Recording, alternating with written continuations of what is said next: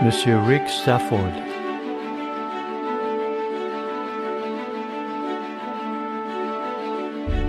Nous marchons par la foi.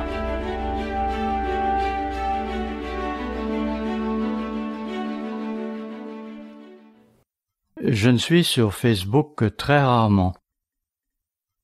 Je n'y suis que parce que je tenais à retrouver certains amis du lycée dont je voulais savoir ce qu'ils étaient devenus. Je voulais être présent pour qu'on puisse se retrouver. Cela dit, certains d'entre vous m'envoient parfois des clips vidéo ou d'autres informations depuis Facebook ou YouTube. Ainsi, cette semaine, j'ai reçu 2 envois qui étaient semblables tout en présentant quelques différences. Il y avait notamment cette information à propos de Dr. Joseph Mercola. Certains d'entre vous ont peut-être entendu parler du Dr. Mercola, un médecin qui préconise des méthodes de guérison alternatives et naturelles. De tous les sites web sur les médecines naturelles, le sien est probablement le plus populaire au monde, en juger par le nombre de gens qui le consultent.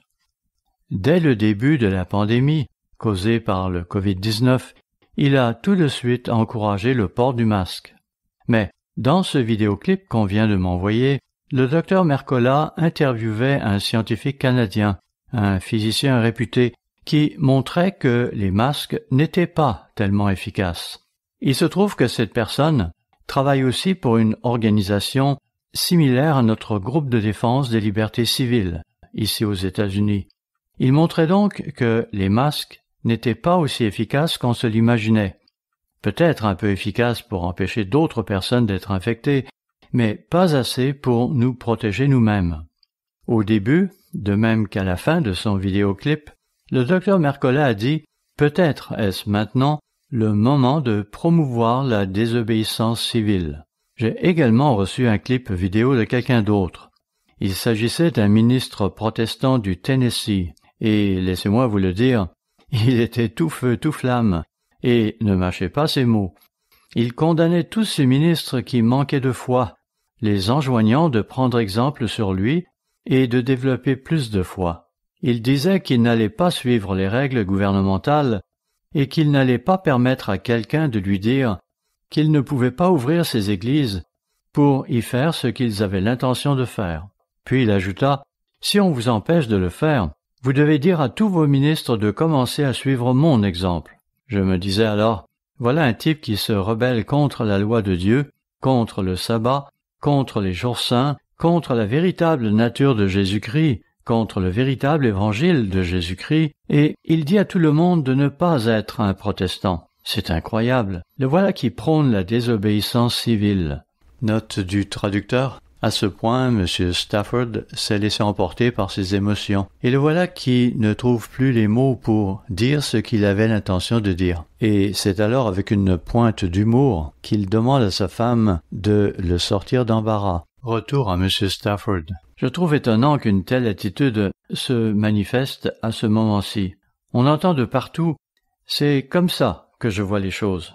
J'ai raison et vous avez tort. » Et puis voilà qu'ils prennent la grande route disant « Suivez-moi ». Cela me rappelle ce conte à propos de ce joueur de flûte qui arrive en ville. Il joue de la flûte et tous les enfants crédules le suivent jusqu'à leur propre destruction. Eh bien, c'est ce que nous observons dans notre société. Je suis de l'État d'Oregon et dans les années 60, nous disions « Ne faites pas de l'Oregon un État similaire à la Californie ». Hélas, voyez ce que nous sommes devenus. Portland est en feu. C'était une si belle ville. Et maintenant, c'est au tour de Seattle. Ce n'était pas assez qu'on veuille diminuer le budget de la police. Voilà que des voix s'élèvent pour l'éliminer. C'est insensé. C'est un manque flagrant de respect, une rébellion contre l'autorité. C'est accablant car cela vient d'un esprit qui est omniprésent, un esprit contre lequel nous ne sommes pas immunisés. Le titre de ce sermon est « Nous marchons par la foi ». Nous marchons par la foi. Avant d'entrer dans le vif du sujet, définissons ce qu'est la foi. Dans Hébreux 11, verset 1, on lit Hébreux 11, verset 1 « Or, la foi est une ferme assurance des choses qu'on espère, une démonstration de celles qu'on ne voit pas. » Un jour, lors d'une étude biblique à Trinidad, on m'a demandé « Monsieur Stafford, comment pouvons-nous avoir la foi pour déplacer une montagne ?» À cela, j'ai répondu « C'est bien simple, si Dieu me dit de déplacer une montagne, je le ferai. » Voyez-vous, la foi, c'est faire ce que Dieu dit de faire, et c'est croire que Dieu sait ce qu'il fait. Il ne s'agit pas d'agir de notre propre chef. La foi, c'est d'accepter ce que Dieu nous dit de faire et d'aller de l'avant. Par ailleurs, Hébreux chapitre 11, verset 6 dit, Hébreux 11, verset 6, « Or, sans la foi, il est impossible de lui être agréable, car il faut que celui qui s'approche de Dieu croie que Dieu existe et qu'il est le rémunérateur de ceux qui le cherchent. » En d'autres termes, il y a un avantage à croire en Dieu. Il y a un avantage à suivre les instructions de Dieu. Cela nous est profitable. Pour ma part, après 56 ans dans l'Église, je peux vous dire ceci car je l'ai prouvé. Cela va prendre du temps, mais au fur et à mesure que vous grandirez dans la foi, vous en viendrez à dire « Waouh, ça marche !» Puis vous allez essayer cette autre chose. Et là encore, ça va marcher. Ainsi, au fil des années, vous réaliserez que vous pouvez faire confiance à la parole de Dieu. 4 fois dans la Bible, tant dans l'Ancien Testament que dans le Nouveau, il est dit très clairement ce qu'énonce Hébreux 10, verset 38. Hébreux 10, verset 38. « Et mon juste vivra par la foi, mais s'il se retire, mon âme ne prend pas plaisir en lui. » Ainsi, considérez ce qui est dit dans Jean chapitre 4, verset 46. Il y est question de cet officier du roi dont le fils était mourant. Cet officier avait entendu parler de Jésus, et le voilà qui entreprend une marche de 7 heures depuis Capernaüm au pays de Canaan jusqu'à la ville de Cana en Galilée, afin d'implorer Jésus de venir guérir son fils. Sur ce, Christ lui répond « Va, ton enfant est guéri. » L'homme fait alors demi-tour, marche encore 7 heures pour rentrer chez lui. Là, ayant rencontré en chemin des gens de sa maison, il leur demande « Comment va mon enfant ?» Et ceux-ci de répondre « Oh, ton enfant a déjà été guéri hier, à 1 heure de l'après-midi. » Quand vous vivez ce genre d'expérience, votre foi grandit. C'est ça la foi. La foi, c'est d'aller de l'avant quand Dieu dit quelque chose, sachant que vous pouvez lui faire confiance et que c'est ce qui va se passer. Cela dit, mon verset clé pour aujourd'hui sera 2 Corinthiens 5, verset 7.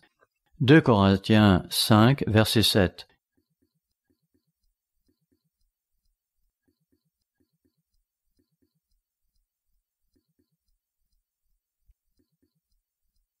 Car nous marchons par la foi et non par la vue. Car nous marchons par la foi et non par la vue.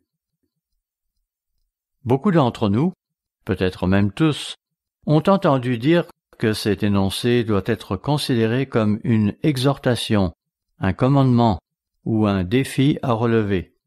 Nous avons entendu des sermons sur ce sujet. Oui, nous avons maintes fois entendu qu'il nous faut vivre par la foi et non par la vue.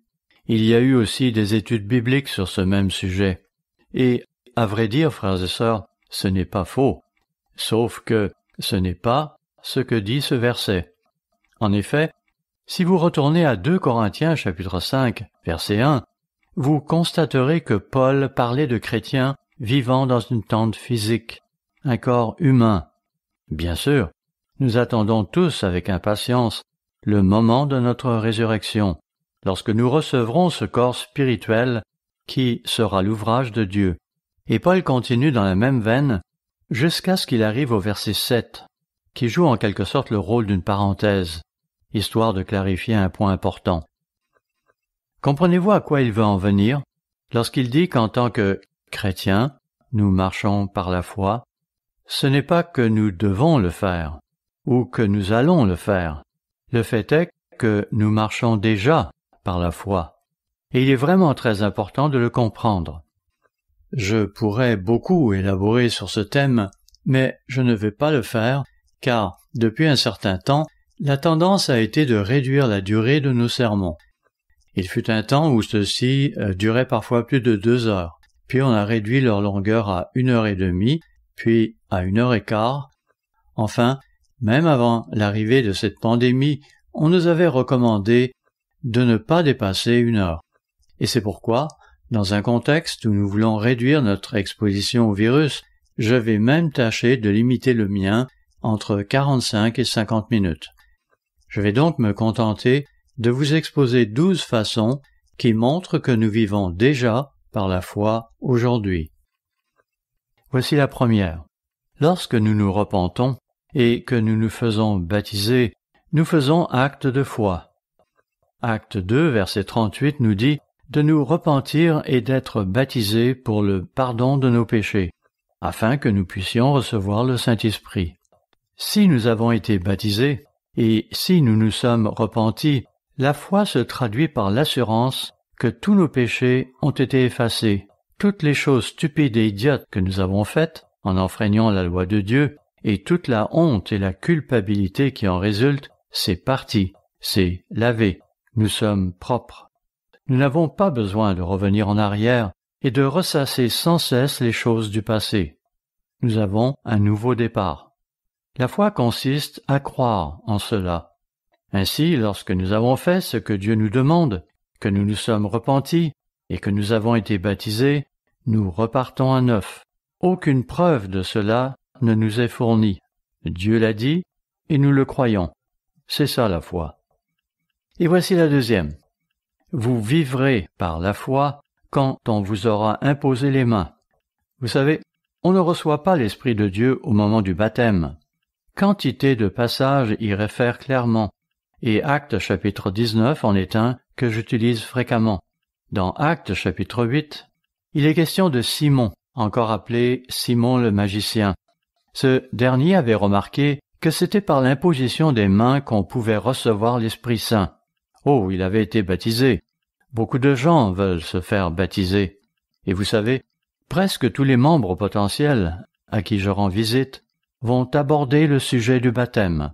Et certaines de ces personnes, lorsque vous leur parlez, vont dire qu'elles veulent être baptisées parce que, selon elles, Dieu le leur demande. J'ai été ébranlé la première fois que j'ai entendu cela.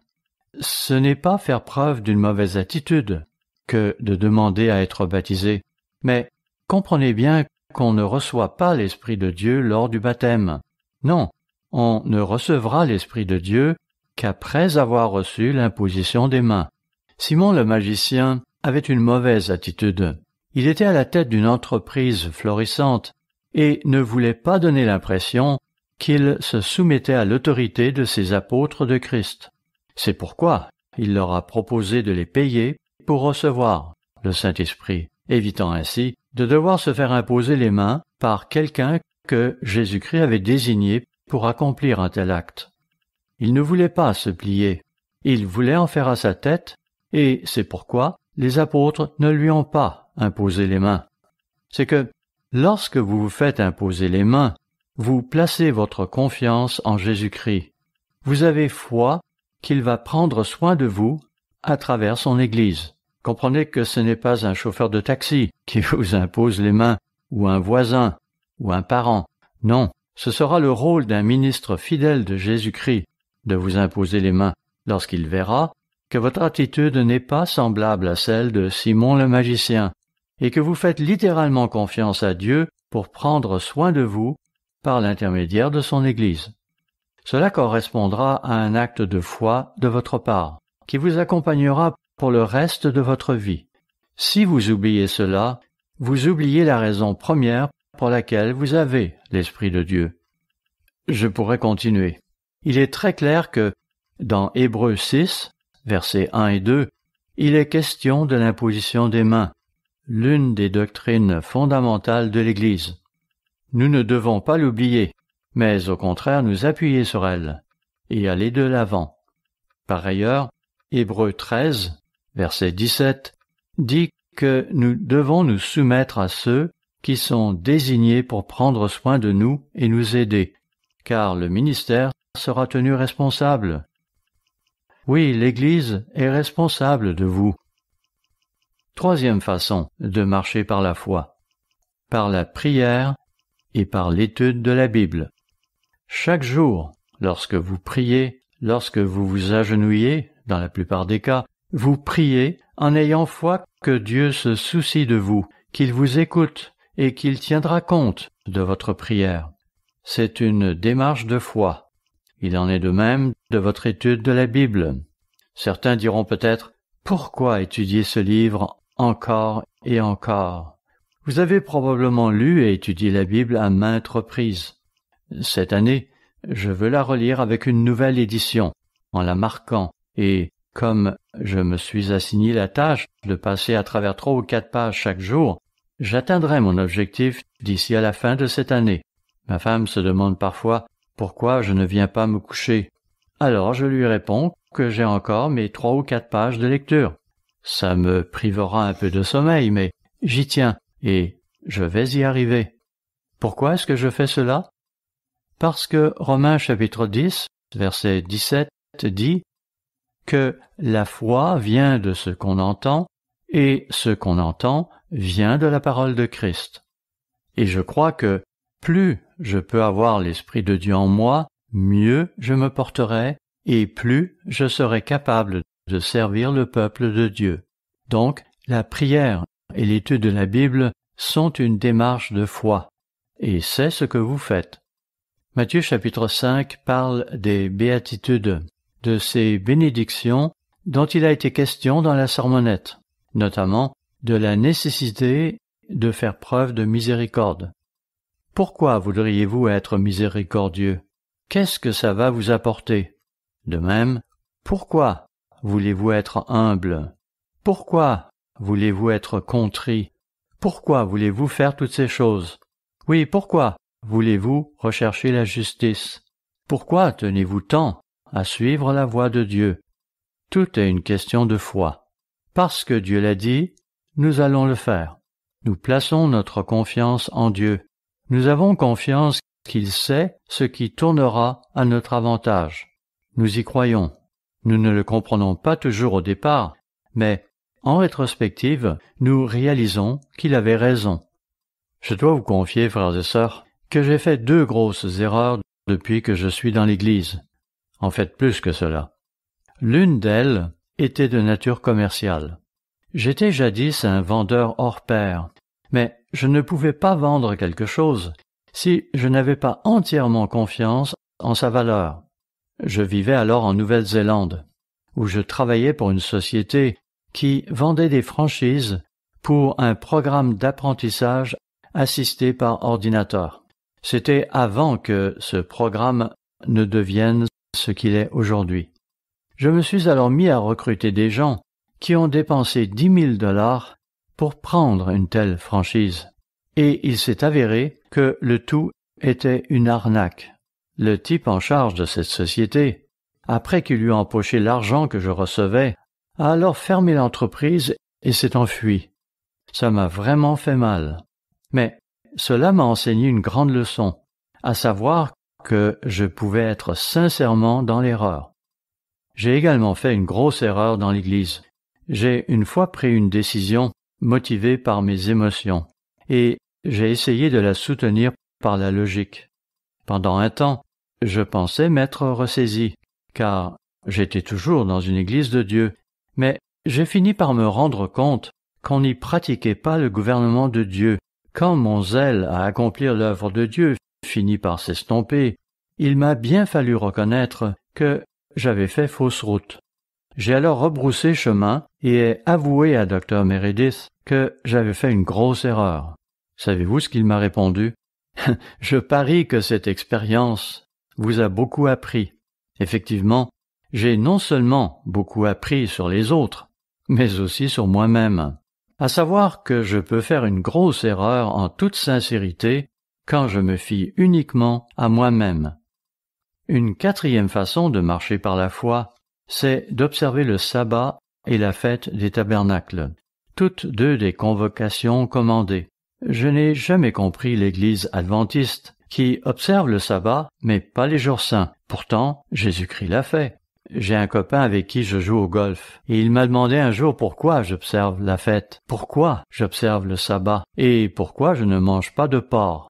Je lui ai répondu tout simplement parce que c'est ce que Jésus faisait. Il n'y avait rien d'autre à ajouter. Jésus-Christ a-t-il célébré la fête? Oui. Les apôtres l'ont-ils fait? Oui. Alors, pourquoi est-ce que je célèbre la fête? Parce que eux l'ont fait. Et comme je suis un chrétien, je vais donc vivre comme ils ont vécu. C'est ça la foi. J'en suis rendu à ma 56e fête des tabernacles. Le temps a passé si vite. Hébreux 10, verset 25 dit « N'abandonnons pas notre assemblée comme c'est la coutume de quelques-uns. » Pourquoi quelqu'un voudrait-il refuser de célébrer la fête? Oh, je sais qu'il peut arriver qu'on soit malade. Il peut y avoir des raisons légitimes de ne pas aller à la fête. Normalement, on consultera le ministère avant de prendre une telle décision. Par contre, à mes yeux, le fait de dire de manière désinvolte « Je ne vais pas me rendre à l'assemblée commandée parce que je n'ai pas envie d'y aller », cela n'a aucun sens. Vivre par la foi, c'est aller de l'avant et sortir de sa zone de confort. Une 5e façon de marcher par la foi,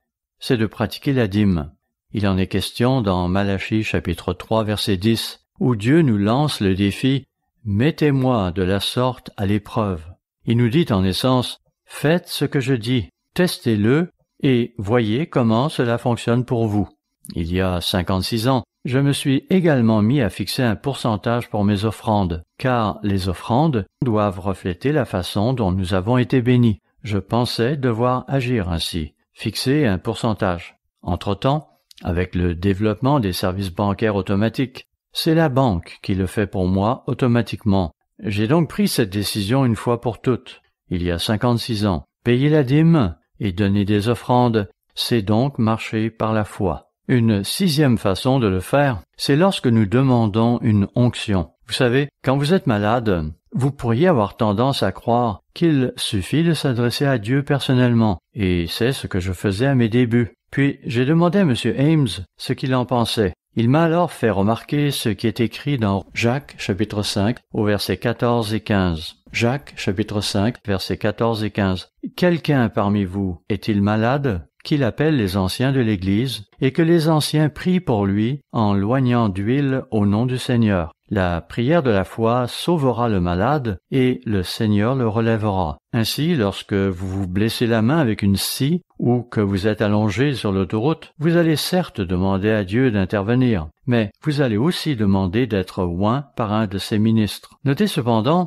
que la réponse de Dieu peut être immédiate, mais elle peut aussi arriver plus tard. Certains d'entre vous savent que je ne pensais pas pouvoir être ici cet été. En fait, je ne savais même pas si j'arriverais à mon 75e anniversaire, qui arrive ce mois-ci. Mais il semble maintenant que je vais y arriver, car Dieu est intervenu et m'a redonné de l'énergie. Oui, à présent, mon énergie est revenue. Les médecins n'en reviennent pas. Ils ont examiné mon sang et ont dit que je ne devrais pas me sentir bien. Je suis désolé, mais je me sens bien. C'est en partie grâce à ma femme qui prend bien soin de moi. D'ailleurs, les membres de notre congrégation ici à Baytown ont insisté pour qu'elle me surveille. Elle fait tout ce qu'elle peut pour m'empêcher de faire des choses qui ne sont peut-être pas indiquées pour moi, ce qui ne fait pas toujours mon affaire. 7e façon de marcher par la foi, se faire conseiller avant le mariage et même après. Pourquoi se faire conseiller avant de se marier? C'est pourtant là ce que l'Église recommande pour que dans l'euphorie du moment, nous ne nous laissions pas emporter par nos émotions et que notre cœur ne nous rende pas aveugles à certaines choses. C'est marcher par la foi que d'agir selon les recommandations de Dieu. Le fait de prendre la décision de se marier constitue une 8e façon de marcher par la foi. Lorsque deux êtres humains, qui sont souvent si différents, décident de se marier, vous pouvez prévoir qu'ils hériteront de multiples occasions de se pardonner l'un l'autre. Le mariage est une démarche de foi, du moins si vous le faites à la manière de Dieu, ce qui vous permettra de grandir. C'est que votre amour doit grandir. Oui, vous grandirez bien au-delà de ce que vous étiez au début de votre mariage, parce que Dieu vous bénira si vous progressez dans la foi et que vous vous pardonnez mutuellement comme le Christ vous a pardonné. 9e façon de marcher par la foi, votre attitude face à la mort. 1 Thessaloniciens 4, verset 13 dit « Afin que vous ne vous affligiez pas comme les autres qui n'ont point d'espérance. » Vous savez, la mort fait partie intégrante de la vie. On doit s'y attendre. En nous donnant la vie, Dieu a dit « D'accord, je vais vous donner la vie, mais elle aura une date d'expiration. Et je veux voir ce que vous en ferez pour savoir si je peux vous donner la vie éternelle ou non. » C'est aussi simple que cela. Votre vie ne se prolongera pas éternellement. C'est d'ailleurs pourquoi Actes chapitre 24, verset 15, parle d'une résurrection des morts. Savoir cela et y croire est, là encore, une question de foi. La 10e façon de marcher par la foi se traduira par la nourriture que nous mangerons. Certains voudront savoir quel rapport ceci a-t-il avec la foi. Eh bien, comme vous le savez, selon les scientifiques, ce qui est bon aujourd'hui peut ne pas être considéré bon demain.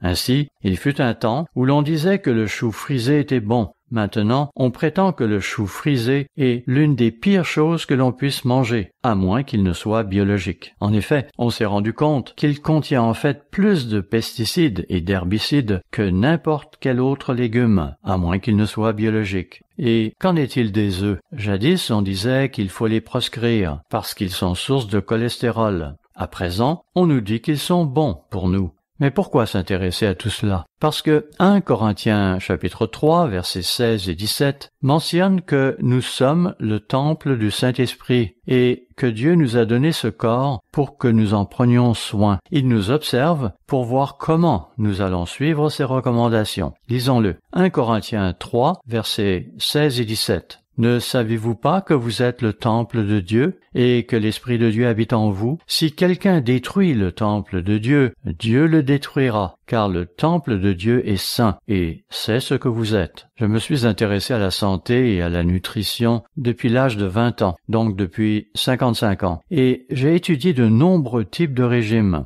J'en suis arrivé à la conclusion que le meilleur régime, à moins d'avoir un problème de santé particulier, c'est le régime suivi par Jésus. Nous l'appelons maintenant le régime méditerranéen, exception faite des palourdes et des huîtres qu'ils y mettent. Oui, Christ le savait depuis le début et il nous a donné l'exemple à suivre. 11e façon de marcher par la foi. Rechercher la paix d'esprit. Voyons ce que Dieu nous recommande dans Philippiens chapitre 4 au verset 4. Réjouissez-vous toujours dans le Seigneur. Je le répète, réjouissez-vous. Oui, le fait d'avoir un esprit joyeux, c'est bon pour notre santé.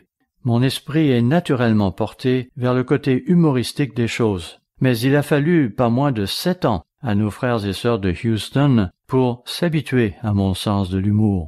Ma femme m'a dit un jour que je ne suis sérieux que lorsque je suis ici, derrière ce lutrin. La vie nous réserve tant de situations comiques. Profitons-en pour nous en réjouir.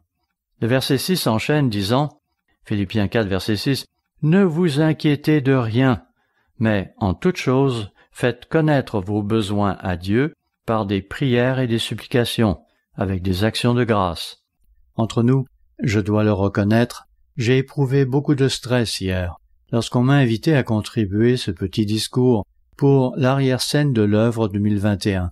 D'autant plus que cela venait s'ajouter à d'autres tâches, comme celle d'aller à Baytown pour réserver une salle, ainsi que d'autres affaires qui s'étaient présentées. Mais cela ne m'a pas empêché de donner ma petite contribution, selon la recommandation qui suit. Verset 7. « Et la paix de Dieu, qui surpasse toute intelligence, gardera vos cœurs et vos pensées en Jésus-Christ. » Oui, la paix de Dieu. Réalisez-vous que les gens autour de nous sont profondément perturbés? On entend parler de suicide, d'anxiété, de frustration, de peur et de colère. C'est en train d'arriver à un point critique, et ça ne fera qu'empirer. Simultanément, il y a des gens qui sont totalement inconscients de la réalité et qui prennent tout ça à la légère, disant que cela s'est déjà produit auparavant. Eh bien non, ceux qui parlent ainsi sont aveugles. Cela ne s'est pas produit jadis. Un de mes amis, qui n'est pas membre de l'Église, m'a dit récemment à quel point il était choyé. Il touche 3 fonds de pension et sa maison est payée. Il ne cesse de répéter que la vie ne pourrait pas être meilleure que ça. Je me suis dit alors, comment peut-on à ce point être insensible et aveugle à la condition du reste de la population? Il n'a aucune idée de ce qui se passe dans la vie des autres. Espérons qu'il ne connaîtra pas un jour le même sort. Si cela devait lui arriver un jour, et il est fort probable qu'il en sera ainsi, sera-t-il assez fort pour le supporter? La paix d'esprit, c'est une question de foi. Nous marchons dans la foi quand nous vivons à la manière de Dieu et que nous avons la paix d'esprit. Cela ne se produit pas du jour au lendemain. Il se peut que vous ayez à travailler pendant le reste de vos jours, à changer vos habitudes de vie. Ce qui intéresse Dieu, ce n'est pas tant de savoir quand nous atteindrons la ligne d'arrivée. Il cherche plutôt à voir la direction que nous prenons depuis notre point de départ. Certaines personnes sont loin d'avoir au départ les mêmes bases solides que d'autres avaient. Dieu veut voir si vous êtes dans la bonne direction, et il faut avoir de la foi pour le faire à la manière de Dieu. Mon 12e point concerne la vie chrétienne. Il s'agit de la façon dont nous travaillons, dont nous jouons, et des mots que nous utilisons. Tout ce que nous faisons est une œuvre de foi. Il nous faut croire à ce que dit Jean, chapitre 10, au verset 10, à savoir que Christ est venu afin que les brebis aient la vie et qu'elle l'ait en abondance. Éphésiens chapitre 5 est aussi un chapitre très révélateur. Éphésiens 5, versets 16 et 17. « Rachetez le temps, car les jours sont mauvais. C'est pourquoi ne soyez pas inconsidérés, mais comprenez quelle est la volonté du Seigneur. » Cela me rappelle cette remarque que fit mon fils, il y a bien des années, après avoir entendu un sermon.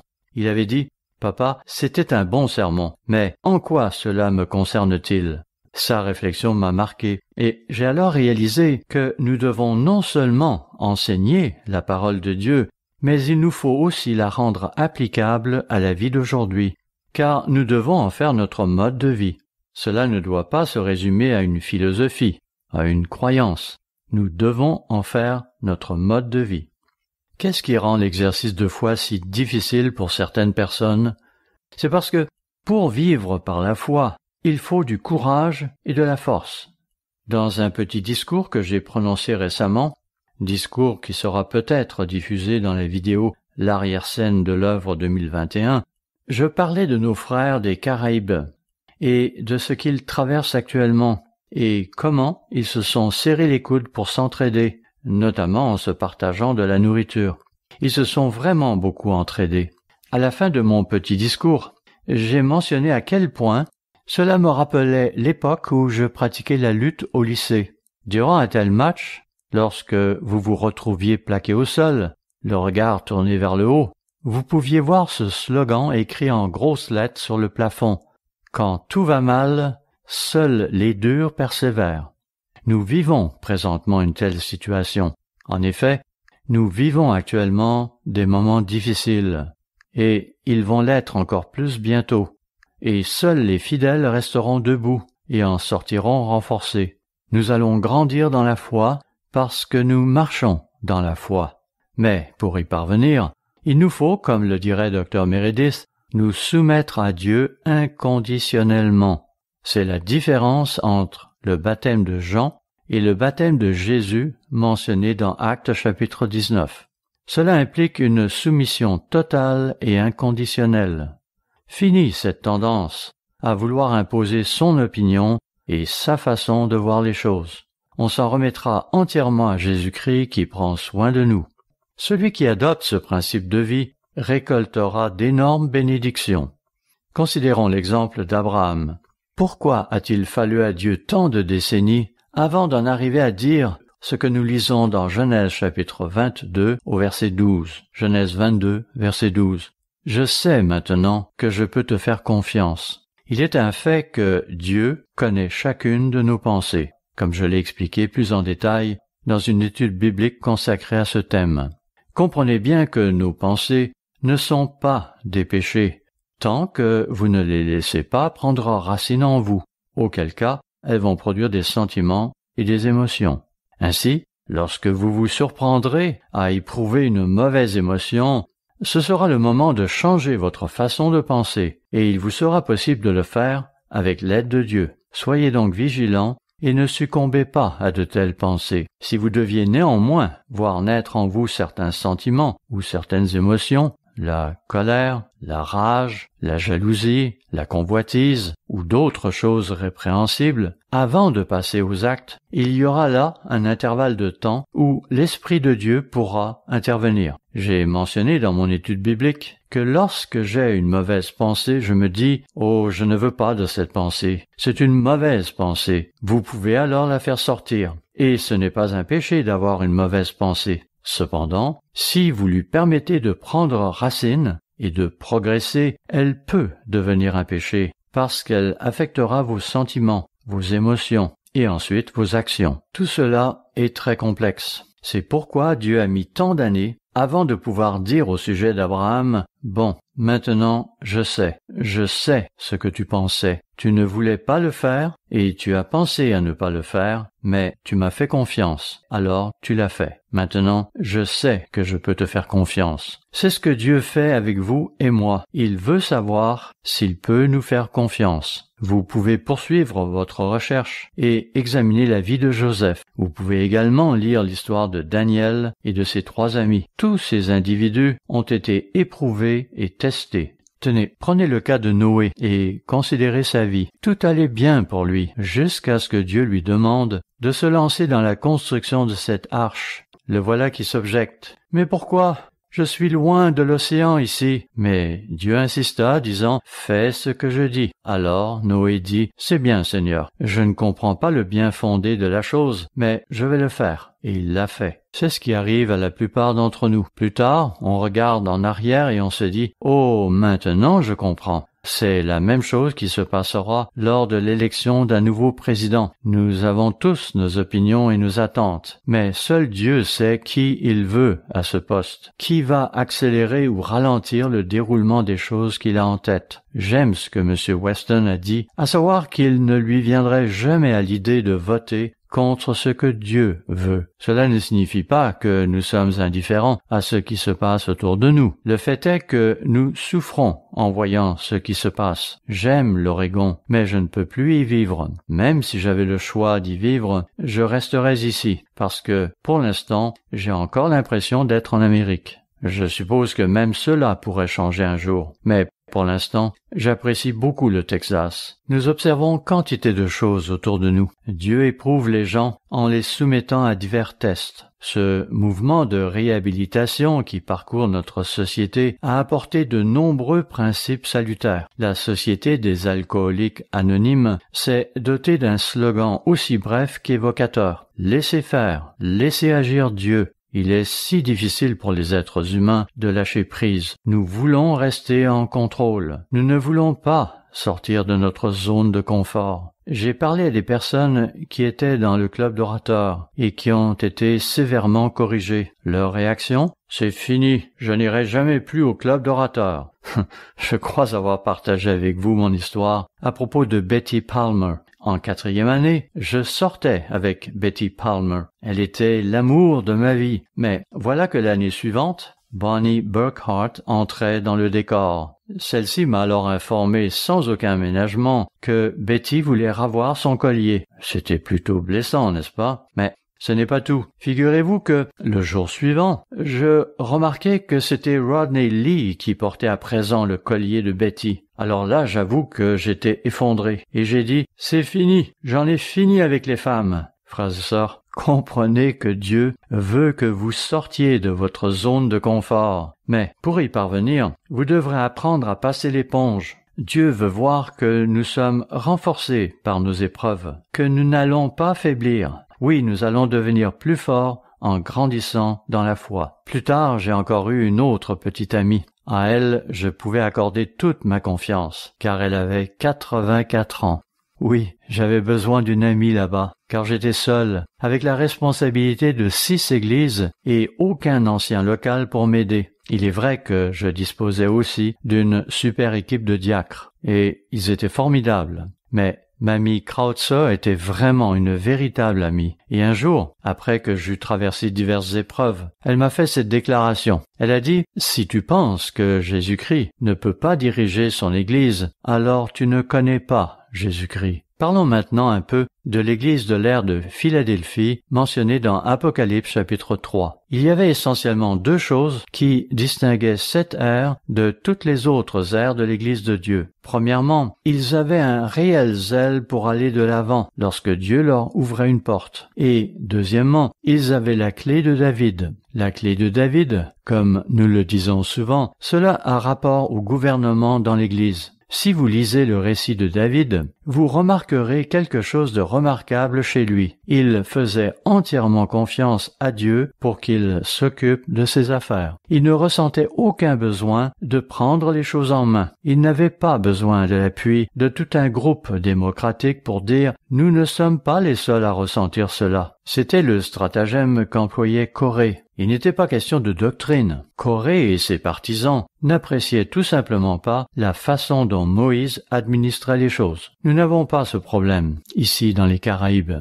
Nos gens sont beaucoup plus dociles que les Américains ou les Canadiens. Cependant, nous sommes un peuple qui ne mâche pas ses mots et qui va partager ses opinions, que vous vouliez les entendre ou non. Et ce n'est pas une mauvaise chose si vous choisissez une personne de confiance qui a une tête sur les épaules et à qui vous pouvez parler honnêtement et ouvertement, ce qui vous permettra de vous défouler. Franchement, avoir une ou deux personnes comme ça est vraiment très bénéfique, car il ne serait pas bon de parler ouvertement à d'autres personnes si cela pouvait devenir une pierre d'achoppement pour elles. Même si, pour vous, cela peut avoir un effet apaisant, pour eux, cela pourrait avoir de fâcheuses conséquences. Christ n'a-t-il pas dit qu'il valait mieux avoir une meule de moulin placée autour du cou que de mettre une pierre d'achoppement devant l'un de ses petits? Comprenez-moi bien. Je ne vous dis pas de réprimer toute émotion si vous sentez la pression monter en vous. J'apprécie M. Dever. Il peut m'appeler et je le connais et lui fais confiance. Je connais aussi Joe Bueno et peux lui faire confiance également.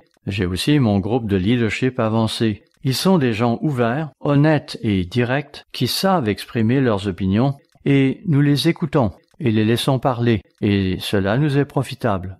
Il faut avoir ce genre d'ouverture, mais il faut être très prudent, sinon on peut s'attirer beaucoup d'ennuis. J'aime ce que M. Dever m'a écrit un jour. J'ai passé la plus grande partie de ma vie à regretter les 10 dernières minutes de ce que j'ai dit. Ce sont des choses qui arrivent, car nous sommes des êtres humains. Oui, nous sommes Américains et avons le droit d'exprimer notre opinion, même si personne ne veut l'entendre, à moins que celle-ci ne rejoigne la leur. Mais nous allons l'exprimer quand même. Ainsi, beaucoup de gens vont utiliser une béquille spirituelle. Au lieu de s'appuyer sur Dieu, ils vont rechercher d'autres personnes sur qui s'appuyer. Ils vont parfois aussi consulter des livres de personnes ressources, à moins qu'ils ne se réfugient dans l'alcool, la marijuana ou d'autres substances hallucinogènes. D'autres, enfin, vont se laisser accaparer par les distractions de ce monde, pour ne pas avoir à se concentrer sur ce qui se passe. Comme si cela ne suffisait pas, certains feront appel à l'ultime béquille du raisonnement charnel. C'est comme ça que je vois les choses. Voyons Matthieu 14, verset 22, qui nous relate cet épisode où Jésus-Christ avait invité Pierre à le rejoindre en marchant sur les eaux. Pierre, impétueux comme toujours, avait aussitôt accepté. Le voilà donc qui sort du bateau et qui commence à marcher sur l'eau en direction de Jésus. Chemin faisant, alors qu'il considérait le caractère insolite de son action, le voilà qui ne tarde pas à s'enfoncer. Vous voyez, il s'en était remis à son propre raisonnement charnel. Combien de fois n'ai-je pas eu affaire à des personnes qui étaient venues me voir en disant « Si ça continue comme ça, voilà ce qui va arriver. » Je leur répondais alors « Oh, êtes-vous prophète ?» C'est que, voyez-vous, ils vont faire des projections comme s'ils savaient ce qui va se passer, alors qu'ils n'en ont pas la moindre idée. Après tout, ils ne sont pas prophètes ou prophétesses. J'ai eu une dame parmi mes congrégations qui faisait cela, et lorsque je lui ai dit cela, elle a quitté l'Église. Heureusement qu'environ 1 an et demi plus tard, elle est revenue en avouant qu'elle avait eu tort. Oui, elle reconnaissait qu'elle avait eu tort. Parfois, il nous arrivera de commettre des erreurs et nous en tirerons des leçons. C'est bien, mais il ne faudrait pas que cela cause la chute d'autres membres. Le raisonnement humain prend le dessus, soutenu par les émotions. La plupart des décisions que les gens vont prendre auront une base émotive et seront ensuite soutenues par leur raisonnement. L'émotion viendra en premier lieu. Lorsque vous observez une voiture, vous pourriez vous demander qui en a le contrôle. Le passager ou le conducteur? Je plaisante évidemment. Les nouvelles voitures ici aux États-Unis ont maintenant un système d'alarme qui se déclenche dès que quelqu'un se trouvera dans votre angle mort. Mais j'avais déjà un tel système d'alarme quand je vivais en Angleterre. C'était ma femme. Oui, elle ne cessait de me lancer des cris d'alarme lorsque je conduisais. Notez que cela ne m'avait pas pour autant empêché de garder le contrôle de ma voiture. C'est là une question qu'il convient de se poser. Qui conduit notre vie? J'aime beaucoup la réaction qu'un de mes amis a eue face à une personne qui lui tenait à cœur. Une personne qui était en train de s'énerver à propos de quelque chose. Il lui a alors demandé « Écoute, où vas-tu chercher ces idées ?» C'était là une très bonne question. Oui, d'où tirons-nous nos idées? Qui mène notre vie? Espérons que vous en arriverez au point où vous réaliserez que vous avez remis votre vie entre les mains de Jésus-Christ. Ce n'est peut-être pas facile, mais c'est ce qui mène à la liberté et à la paix. Vous n'aurez plus besoin d'être irrité. Dieu est en contrôle. Il va s'occuper des choses vous concernant. Il le fera en temps et lieu, et pas nécessairement quand vous l'aurez prévu, et de la façon que vous auriez imaginé. Mais, en rétrospective, vous en arriverez à la conclusion que sa manière d'agir était à votre avantage. Nous ne pouvons pas y arriver par nous-mêmes. Il nous faut rester proche de Dieu pour pouvoir le faire. Nous devons considérer ses promesses et nous souvenir de cette époque où on nous avait imposé les mains et combien nous nous étions alors confiés en lui. C'est un exercice auquel il convient de se livrer quotidiennement. C'est comme pour la miséricorde, qu'il nous faut aussi exercer chaque jour, comme la sermonnette nous y exhortait. Voyons aussi Luc chapitre 22, verset 42, où Christ se trouve confronté à la plus grande épreuve de sa vie. Comme il était un prophète, il savait parfaitement ce qui l'attendait, et c'est pourquoi nous le voyons qui dit, Luc 22, verset 42, « Père, si tu voulais éloigner de moi cette coupe, toutefois que ma volonté ne se fasse pas, mais la tienne. » Frères et sœurs, nous nous dirigeons rapidement vers cette époque où il nous faudra considérer ces paroles de Christ qu'on nous a lues lors de notre baptême. Luc 14, verset 26. « Si quelqu'un vient à moi sans me préférer à son père, à sa mère, à sa femme, à ses enfants, à ses frères et à ses sœurs, et même à sa propre vie, il ne peut être mon disciple. » Et il y en a dans cette salle et ailleurs qui diront « Si tu continues comme ça, tu ne pourras plus être mon ami » ou « Je vais te quitter » et d'autres menaces de ce genre.